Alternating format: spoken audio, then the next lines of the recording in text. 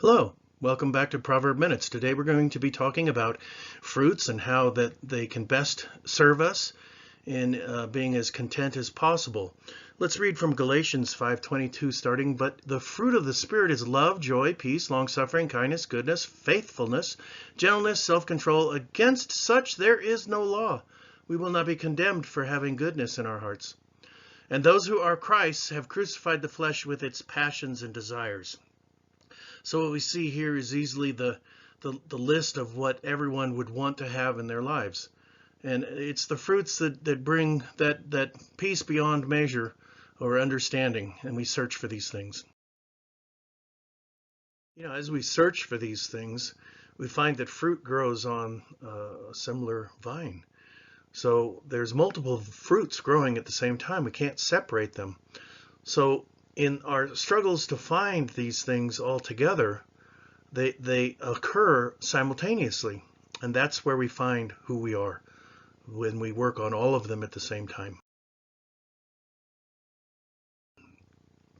2 Peter is one of the best for examining this, but also for this very reason, giving all diligence, add to your faith virtue, to virtue knowledge, to knowledge self-control, to self-control perseverance, to perseverance godliness, and to godliness brotherly kindness, and to brotherly kindness love. For if these things are yours and abound, you will neither be barren nor unfruitful in the knowledge of our Lord Jesus Christ. So what we have here is we don't want to be unfruitful. Excuse me. Then if we have these things in our lives, then we certainly are blessed among most, because tragedy confronts most. Now, these things just don't grow in a line straight up. You don't build on it. When it talks about adding, these things all happen simultaneously. Let's just, try to break this down a little bit so we can see what happens in the arch of life. Bring in the arch. We'll change the letters to the first letter of each word. So a lot of us are familiar with these arches. We have faith as our foundation. We have this virtue and brotherly kindness and perseverance, godliness. Love is the keystone.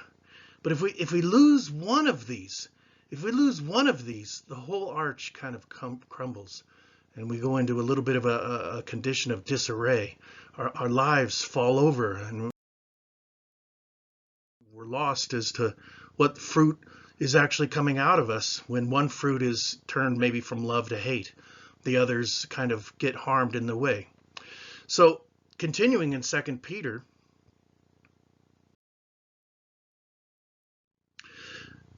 we must examine the rest of it here. For if these things are yours and abound, you will neither be barren nor unfruitful in the knowledge of our Lord Jesus Christ. We already read that. But here, for he who lacks these things is short-sighted even to blindness, and has forgotten that he was cleansed from his old sins. Therefore, brethren, be even more diligent to make your call and election sure. If you do these things, you will never stumble. So we need to keep strong hearts. We need to make our call sure. And how do we do that? Well, looky here. We're not going to be barren nor unfruitful, because we abound in these things. We desire these things. We not want to care about those that know us, and the way we act and respond to situations. We have the knowledge of Jesus.